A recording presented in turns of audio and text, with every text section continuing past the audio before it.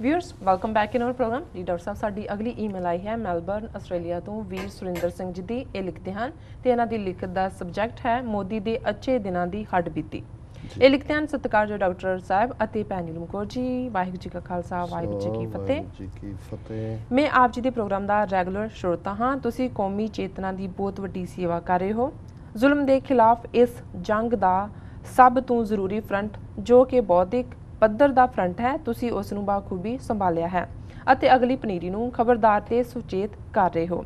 ਮੋਦੀ ਦੇ ਅੱਛੇ ਦਿਨਾਂ ਦਾ ਇੰਤਜ਼ਾਰ ਕਰ ਰਹੇ ਭਾਰਤੀ ਲੋਕਾਂ ਵਾਸਤੇ ਮੇਰੇ ਕੋਲ ਇੱਕ ਹੱਡਬੀਤੀ ਕਹਾਣੀ ਹੈ। ਜੇਕਰ ਸਮਾਂ ਇਜਾਜ਼ਤ ਦੇਵੇ ਤਾਂ ਪ੍ਰੋਗਰਾਮ ਵਿੱਚ ਸਾਂਝੀ ਜ਼ਰੂਰ ਕਰਨਾ। ਮੈਲਬਰਨ ਵਿੱਚ ਮੈਂ ਟੈਕਸੀ ਡਰਾਈਵਰ ਹਾਂ ਅਤੇ ਅੱਜ ਕੁਝ ਦਿਨਾਂ ਦੀ ਗੱਲ ਹੈ ਕਿ ਮੇਰੇ ਨਾਲ ਬੈਠੀ ਇੱਕ ਸਵਾਰੀ ਨਾਲ ਗੱਲਬਾਤ ਚੱਲ ਰਹੀ ਸੀ। ਉਹ ਬੰਦਾ 에ਅਰਪੋਰਟ ਤੇ ਸਾਊਂਡ ਮੋਨੀਟਰਿੰਗ ਡਿਵਾਈਸਿਸ ਲਾਉਣ ਵਾਲੀ ਇੱਕ ਕੰਪਨੀ ਵਿੱਚ ਕਿਸੇ ਵੱਡੇ ਅਹੁਦੇ ਤੇ ਕੰਮ ਕਰਦਾ ਸੀ। ਉਸ ਨੇ ਦੱਸਿਆ ਕਿ 2-3 ਸਾਲ ਪਹਿਲਾਂ ਗੁਜਰਾਤ ਦੇ ਅਹਿਮਦਾਬਾਦ 에ਅਰਪੋਰਟ ਤੇ ਸਾਊਂਡ ਮੋਨੀਟਰਿੰਗ ਡਿਵਾਈਸਿਸ ਲਾਉਣ ਲਈ ਉਹ ਕਿਸੇ ਵੱਡੇ ਮਿਨਿਸਟਰ ਨੂੰ ਮਿਲਣ ਅਹਿਮਦਾਬਾਦ ਗਿਆ। 2 ਦਿਨ ਤੇ ਉਹ ਮੰਤਰੀ ਸਮਾਂ ਦੇ ਕੇ ਉਹਨੂੰ ਮਿਲਿਆ ਹੀ ਨਹੀਂ ਤੇ ਫਿਰ ਤੀਜੇ ਦਿਨ ਸਾਰਾ ਦਿਨ ਇੰਤਜ਼ਾਰ ਕਰਵਾ ਕੇ ਇੱਕ ਅਧਖੜ ਉਮਰ ਦਾ ਬੰਦਾ ਚਿੱਟੇ ਕੱਪੜੇ ਪਹਿਨ ਕੇ ਉਹਨੂੰ ਮਿਲਣ ਆਇਆ ਤੇ ਉਸ ਨਾਲ ਹੱਥ ਮਿਲਾ ਕੇ ਉਸ ਦੇ ਏਜੰਟ ਨਾਲ ਆਪਣੀ ਖੇਤਰੀ ਬੋਲੀ ਵਿੱਚ 2 ਗੱਲਾਂ ਕਰਕੇ ਚਲਾ ਗਿਆ।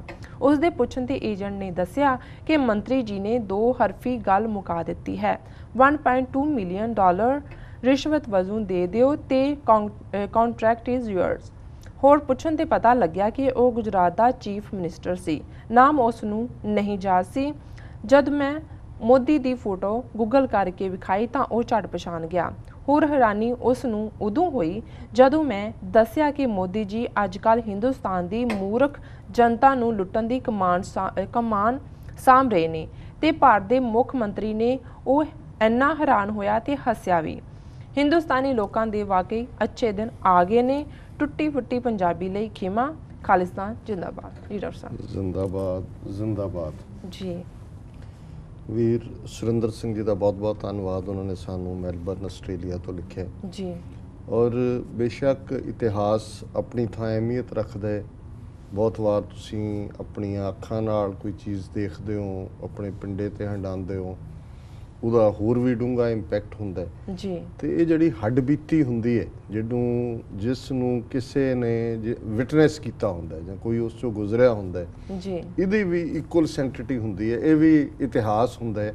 ਇਸ ਲਈ ਅੱਜ ਕੱਲ੍ਹ ਬਹੁਤ ਸਾਰੀਆਂ ਯੂਨੀਵਰਸਿਟੀਜ਼ ਦੇ ਵਿੱਚ ਈਵਨ ਓਰਲ ਹਿਸਟਰੀ ਡਿਪਾਰਟਮੈਂਟ ਬਣੇ ਨੇ, ਵਿੰਗ ਬਣੇ ਨੇ ਜਿਹਦੇ 'ਚ ਕਿ ਉਹ ਰਿਕਾਰਡ ਕਰਦੇ ਨੇ ਓਰਲ ਹਿਸਟਰੀ। ਈਵਨ 84 ਦੇ ਹਵਾਲੇ ਨਾਲ ਵੀ ਔਰ 1947 ਦੇ ਹਵਾਲੇ ਨਾਲ ਵੀ ਮੈਂ ਕੁਛ ਯੰਗ ਸਕਾਲਰਸ ਨੂੰ ਜਾਣਦਾ ਜਿਹੜੇ ਕਿ ਇਹਨਾਂ ਪ੍ਰੋਜੈਕਟਸ ਉੱਤੇ ਕੰਮ ਕਰ ਰਹੇ ਨੇ ਜੀ ਕਿ ਓਰਲ ਹਿਸਟਰੀ ਕਿਵੇਂ ਹੋਇਆ। ਜਾਂ ਜਿਵੇਂ ਮੈਂ ਸੰਡੇ ਦਾ ਜ਼ਿਕਰ ਕੀਤਾ ਫਰੀਮਾਉਂਟ 'ਚ ਇਸ ਪ੍ਰੋਗਰਾਮ ਦੇ ਵਿੱਚ ਖਾਲਿਸਤਾਨ ਕਮਾਂਡੋ ਫੋਰਸ ਦੇ ਸਾਡੇ ਪਹਿਲੇ ਜਨਰਲ ਮਨਬੀਰ ਸਿੰਘ ਚਹੇੜੂ ਜਿਨ੍ਹਾਂ ਦਾ ਨਾਂ ਜਨਰਲ ਹਰੀ ਸਿੰਘ ਰੱਖਿਆ ਗਿਆ ਸੀ, ਉਹਨਾਂ ਦੇ ਮਾਤਾ ਜੀ ਵੀ ਆਏ ਹੋਏ ਸੀ ਕਿਉਂਕਿ ਉਹਨਾਂ ਦੇ ਪਿਤਾ ਜੀ ਨੂੰ ਵੀ ਮਨਬੀਰ ਸਿੰਘ ਦੇ ਨੂੰ ਕਾਲੀਆਂ ਬਿੱਲੀਆਂ ਨੇ ਸ਼ਹੀਦ ਕੀਤਾ ਸੀ।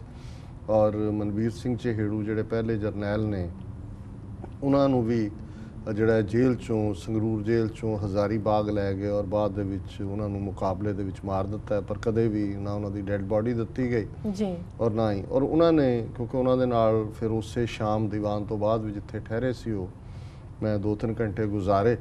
ਸੋ ਮੈਂ ਮਨਬੀਰ ਸਿੰਘ ਚਹੇੜੂ ਦੇ ਬਚਪਨ ਜਾਂ ਕਿਵੇਂ ਉਹਨਾਂ ਦਾ ਇਸ ਪਾਸੇ ਰੁਝਾਨ ਹੋਇਆ ਕਿਵੇਂ ਇਸ ਬਾਰੇ ਮੈਂ ਬਹੁਤ ਕੁਛ ਉਹਨਾਂ ਨੂੰ ਪੁੱਛੇ ਸਵਾਲ ਔਰ ਉਹਨਾਂ ਨੇ ਬੜੇ ਵੇਰਵੇ ਨਾਲ ਦੱਸਿਆ। ਤਾਂ ਮੈਂ ਸਗੋਂ ਮਹਿਸੂਸ ਕੀਤਾ ਕਿ ਇਹ ਸਾਰਾ ਕੁਛ ਰਿਕਾਰਡ ਕਰਨਾ ਚਾਹੀਦਾ ਸੀ। ਫਿਰ ਅਸੀਂ ਉਹਨਾਂ ਨੂੰ ਵੀ ਹਵਾਲਾ ਦਿੱਤਾ ਕਿ ਹੋ ਸਕਦਾ ਆਉਣ ਵਾਲੇ ਪੀਰੀਅਡ 'ਚ ਜਿਹੜੇ ਓਰਲ ਹਿਸਟਰੀ ਦੇ ਉੱਤੇ ਕੰਮ ਕਰਦੇ ਨੇ ਜੀ ਕਿ ਜਿਹੜੇ ਕਿਉਂਕਿ ਇਹ ਸਾਡੀਆਂ ਮਾਵਾਂ ਸਾਡੇ ਪਿਤਾ ਇਸ ਦੌਰ ਦੇ ਜਿਹੜੇ ਸਾਰੇ ਚਸ਼ਮਦੀਦ ਨੇ ਜਿਨ੍ਹਾਂ ਨੇ ਹੰਡਾਇਆ ਉਹ ਜਾ ਰਹੇ ਨੇ ਔਰ ਕੁਛ ਵੀ ਅੱਜ ਸਾਡੇ ਕੋਲ ਅਥੈਂਟਿਕ ਨਹੀਂ ਬਚੇਗਾ ਕਿਉਂਕਿ ਇਹ ਕੱਲਾ ਜਿਹੜੀ ਹੈ ਉਹ ਕਿਤਾਬ ਲੈ ਕੇ ਆਪਣੇ ਅੰਦਰ ਬੈਠਾ ਉਹਨਾਂ ਸਾਰੇ ਅਹਿਸਾਸਾਂ ਦਾ ਉਹਨਾਂ ਸਾਰੇ ਐਕਸਪੀਰੀਅੰਸਿਸ ਦਾ ਜੀ। ਸੋ ਵੀਰ ਸੁਰਿੰਦਰ ਸਿੰਘ ਜੀ ਨੇ ਹਾਲਾਂਕਿ ਕਿੱਤੇ ਵਜੋਂ ਟੈਕਸੀ ਡਰਾਈਵਰ ਨੇ ਪਰ ਮੈਂ ਸਮਝਦਾ ਵੀ ਇਹ ਵੀ ਜਿਵੇਂ ਜੇ ਇੱਕ ਟੈਕਸੀ ਵਾਲਾ ਐਵਰੇਜ ਦਿਨ ਦੇ ਵਿੱਚ 25-30 ਪੈਸੇਂਜਰਸ ਨੂੰ ਚੁੱਕਦਾ ਹੈ, ਮੈਂ ਅਮਰੀਕਾ ਦੇ ਹਵਾਲੇ ਨਾਲ ਵੀ ਗੱਲ ਕਰਦਾ, ਆਸਟ੍ਰੇਲੀਆ 'ਚ ਸ਼ਾਇਦ ਘੱਟ ਨੰਬਰ ਹੋਏ ਕਿਉਂਕਿ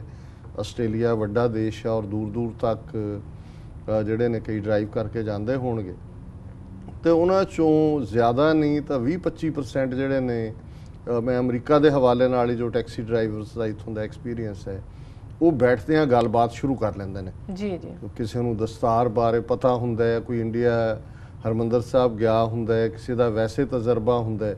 ਸੋ ਜਿਹੜੇ ਇੱਥੇ ਸਾਡੇ ਸੂਝਵਾਨ ਪੜ੍ਹੇ ਲਿਖੇ ਵੀਰ ਨੇ ਟੈਕਸੀਆਂ ਦੇ ਵਿੱਚ, ਉਹ ਬਹੁਤ ਸਰਵਿਸ ਕਰਦੇ ਨੇ ਕੌਮ ਦੀ, ਕਿਉਂਕਿ ਉਹ ਫਿਰ ਉਹਨਾਂ ਨੂੰ ਜਿੰਨੀ ਵੀ ਉਹਨਾਂ ਦੀ ਰਾਈਡ ਦਾ ਟਾਈਮ ਹੁੰਦਾ ਹੈ, ਅੱਧਾ ਘੰਟਾ ਉਹਦੇ 'ਚ ਉਹਨਾਂ ਨੂੰ ਪੂਰੀ ਬਰੀਫਿੰਗ ਕਰ ਦਿੰਦੇ ਨੇ ਜੀ। ਸੋ ਉਹਨਾਂ 'ਚੋਂ ਫਿਰ ਜਿਹੜੇ ਪਹਿਲਾਂ ਝਿਜਕਦੇ ਹੁੰਦੇ ਨੇ ਕਿ ਵੀ ਇਹ ਇੰਡੀਅਨ ਹੈ ਬੰਦਾ ਜਾਂ ਦੂਸਰਾ ਹੈ ਪਤਾ ਨਹੀਂ, ਜਦੋਂ ਉਹ ਖੁੱਲ੍ਹ ਜਾਂਦਾ ਹੈ ਡਰਾਈਵਰ ਔਰ ਉਹ ਦੱਸਦਾ ਭਾਈ ਸਾਡੀ ਕੌਮ ਨਾਲ ਕੀ ਹੋਇਆ, ਮੈਂ MA ਪਾਸ ਹੈ ਜਾਂ ਮੈਂ ਇੰਜੀਨੀਅਰ ਹੈ, ਮੈਂ ਤਾਂ ਇਹਨਾਂ ਹਾਲਾਤਾਂ 'ਚ ਨਿਕਲਿਆ ਜਾਨ ਬਚਾਉਣ ਦੇ ਲਈ ਜੀ, ਫਿਰ ਉਹ ਵੀ ਜਿਹੜੇ ਉਹਨਾਂ ਦੇ ਐਕਸਪੀਰੀਅੰਸ ਹੋਏ ਹੁੰਦੇ ਨੇ, ਜਿਨ੍ਹਾਂ ਦਾ ਕਦੇ ਇੰਡੀਆ ਨਾਲ ਵਾਹ ਪਿਆ ਹੁੰਦਾ ਹੈ, ਉਹ ਵੀ ਖੁੱਲ੍ਹ ਜਾਂਦੇ ਨੇ ਔਰ ਉਹ ਵੀ ਫਿਰ ਆਪਣੀ ਕਹਾਣੀ ਬਿਆਨ ਕਰਦੇ ਨੇ। ਮੈਨੂੰ ਕਈ ਵਾਰ ਜਿਹੜੇ ਕਈ ਸਾਡੇ ਜਿਵੇਂ ਵਾਸ਼ਿੰਗਟਨ DC ਜਾਂ ਨਿਊਯਾਰਕ ਸਾਡੇ ਐਡਮਾਇਰਰ ਜਾਂ ਹਮਦਰਦ ਟੈਕਸੀ ਡਰਾਈਵਰ ਨੇ, ਉਹਨਾਂ ਨੇ ਕਈਆਂ ਨੇ ਮੇਰੇ ਤੋਂ ਕਾਰਡ ਲਏ ਹੋਏ ਨੇ, ਉਹ ਜਦੋਂ ਫਿਰ ਬਹੁਤੇ ਸਵਾਲ ਪੁੱਛਦੇ ਨੇ ਉਹ ਸਾਡਾ ਕਾਰਡ ਦੇ ਦਿੰਦੇ ਨੇ ਜੀ, ਆਹ ਨੰਬਰ ਹੈ ਤੁਸੀਂ ਉਹਨਾਂ ਨੂੰ, ਔਰ ਕਈਆਂ ਨਾਲ ਮੈਨੂੰ ਗੱਲਬਾਤ ਦਾ ਵੀ ਮੌਕਾ ਮਿਲਦਾ। ਸੋ ਇਹ ਇੱਕ ਬੜੀ ਯੂਨੀਕ ਸਰਵਿਸ ਹੈ ਜਿਸ ਤਰੀਕੇ ਨਾਲ ਉਹ ਗੱਲ ਪਹੁੰਚਾਉਂਦੇ ਨੇ।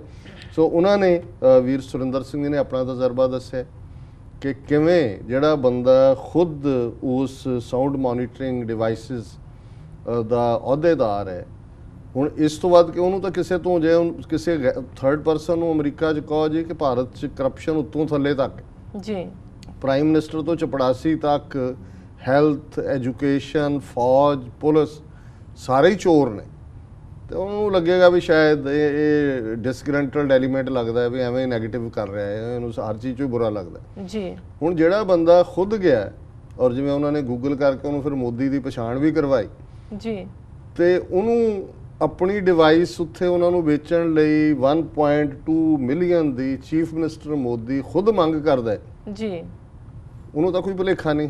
ਔਰ ਜਦੋਂ ਉਹਨੂੰ ਦੱਸਿਆ ਸਿੰਘ ਨੇ, ਸੁਰਿੰਦਰ ਸਿੰਘ ਨੇ, ਕਿ ਜੀ ਉਹ ਤਾਂ ਪ੍ਰਾਈਮ ਮਿਨਿਸਟਰ ਬਣ ਗਿਆ, ਤਾਂ ਉਹਨੇ ਵੀ ਮੱਥੇ ਤੇ ਹੱਥ ਮਾਰਿਆ ਹੋਏਗਾ ਵੀ ਕੀ 1 ਬਿਲੀਅਨ 300 ਮਿਲੀਅਨ ਲੋਕਾਂ ਦਾ ਫੇਟ, ਇਸ ਕਿਸਮ ਦਾ ਕਰਪਟ ਬੰਦਾ ਜਿਹਦੇ ਨਾਲ ਮੇਰਾ ਵਾਹ ਪਿਆ ਹੋਇਆ। ਔਰ ਤੁਸੀਂ ਇਹ ਦੇਖੋ ਕਿ ਵੀ ਇਸ ਫੈਕਟ ਨੂੰ, ਇਹ ਨਹੀਂ ਹੈ ਵੀ ਉਹਨਾਂ ਨੇ ਇਕੱਲੇ ਇਸ ਤੋਂ ਪੈਸੇ ਮੰਗੇ ਹੋਣਗੇ, ਉਹ ਕਰਪਸ਼ਨ ਦੇ ਉੱਤੇ ਹੀ, ਜੇ ਅੱਜ ਹੁਣ ਜਾਪਾਨ ਦਾ 5 ਰੋਜ਼ਾ ਦੌਰਾ ਸੀ ਕਿ ਜੀ ਮੋਦੀ ਹਰ ਘੰਟੇ ਬਾਅਦ ਉਹਨੇ ਕਿਹਾ ਜੀ ਇਹ ਪ੍ਰਧਾਨ ਮੰਤਰੀ ਨਹੀਂ ਹੈ, BBC ਦੀ ਹਿੰਦੀ ਸਰਵਿਸ, ਇਹ ਪਰਿਧਾਨ ਮੰਤਰੀ ਹੈ। ਹੁਣ ਪਰਿਧਾਨ ਕਹਿੰਦੇ ਨੇ ਕੱਪੜੇ ਨੂੰ, ਡਰੈਸ ਨੂੰ, ਹਰ ਅੱਧੇ ਘੰਟੇ ਬਾਅਦ ਉਹ ਡਰੈਸ ਚੇਂਜ ਕਰ ਰਿਹਾ। ਹੁਣ ਮਾਂ ਉਹਨੇ ਉਹ ਰੱਖਿਆ ਹੋਇਆ 1 ਬੈਡਰੂਮ ਵਾਲੇ ਕਿ ਜੀ ਉਹਦੇ ਕੋਲ ਰਹਿਣ ਨੂੰ, ਤਾਂ ਆਪਣੀ ਜਿਹੜੀ ਉਹਨੇ ਪ੍ਰਾਪਰਟੀ ਲਿਖਾਈ ਹੈ ਕਿੰਨੀ ਕਰੋੜਾਂ 'ਚ ਹੈਗੀ, ਕਿੱਥੋਂ ਆਇਆ ਹੈ ਜੀ। ਔਰ ਇਸ ਲੈਵਲ ਤੱਕ ਜਿਹੜਾ ਸਾਰਾ ਚੋਣ ਕੈਂਪੇਨ ਹੋਇਆ ਜਿਹਦੇ 'ਚ ਮਿਲੀਅਨਸ ਆਫ ਡਾਲਰਸ ਖਰਚ ਹੋਏ, ਉਹ ਪੈਸਾ ਕਿੱਥੋਂ ਆਇਆ, ਕਿਹਨੇ ਦਿੱਤਾ ਹੈ? ਉਹੀ ਜਿਹੜਾ ਇਹ ਕਰਪਟ ਮਹਿਕਮੇ ਨੇ ਜਿਨ੍ਹਾਂ ਨੂੰ ਹੁਣ ਉਹ ਐਡਵਾਂਟੇਜ ਦੇ ਰਿਹਾ ਹੈ, ਦੂਜਿਆਂ ਦੇ ਕੰਟੈਕਟ ਕੈਂਸਲ ਹੋ ਰਹੇ ਨੇ, ਇਹਨਾਂ ਦੇ ਕੰਟੈਕਟ ਬਣ ਰਹੇ ਨੇ। ਸੋ ਕੁੱਲ ਮਿਲਾ ਕੇ ਇੱਕ ਗੱਲ ਇਸ 'ਚੋਂ ਇਹ ਸਾਹਮਣੇ ਆਉਂਦੀ ਹੈ ਕਿ ਹੁਣ ਇਹ ਜਿਹੜਾ ਪਾਰਟ ਹੈ ਇਹ ਕਦੇ ਇੰਡੀਅਨ ਮੀਡੀਆ ਨੇ ਹਾਈਲਾਈਟ ਨਹੀਂ ਕੀਤਾ। ਮੋਦੀ ਦਾ ਕਮਿਊਨਲ ਹੋਣਾ, ਮੁਸਲਮਾਨਾਂ ਦਾ ਕਤਲੇਆਮ ਕਰਨਾ, ਸਿੱਖਾਂ ਨੂੰ ਬੇਜ਼ਮੀਨੇ ਕਰਨਾ, ਲੇਕਿਨ ਹੁਣ ਇਹ ਗੱਲਾਂ ਹੌਲੀ ਹੌਲੀ ਬਾਹਰ ਆਉਣਗੀਆਂ ਜੀ ਕਿ ਭਾਈ ਇਹ ਕੀ ਪਾਰਟ ਹੈ। ਸੋ ਇਹਨਾਂ ਦਾ ਵੀਰ ਸੁਰਿੰਦਰ ਸਿੰਘ ਜੀ ਦਾ ਬਹੁਤ ਬਹੁਤ ਧੰਨਵਾਦ ਕਿ ਉਹਨਾਂ ਨੇ ਆਪਣੀ ਹੱਡਬੀਤੀ ਜੀ ਜਿਹੜੀ ਹੈ TV 84 ਦੇ ਦਰਸ਼ਕਾਂ ਔਰ ਸਰੋਤਿਆਂ ਦੇ ਨਾਲ ਸਾਂਝੀ ਕੀਤੀ ਜੀ। ਡਾਕਟਰ ਸਾਹਿਬ ਨਾਲ ਨੇ ਬ੍ਰੇਕ ਵੀਅਰਸ, ਤੁਸੀਂ ਇਸ ਤਰ੍ਹਾਂ ਬਣੇ ਰਹੋ, ਮਿਲਦੇ ਹਾਂ ਕਮਰਸ਼ੀਅਲ ਬ੍ਰੇਕ ਤੋਂ ਬਾਅਦ।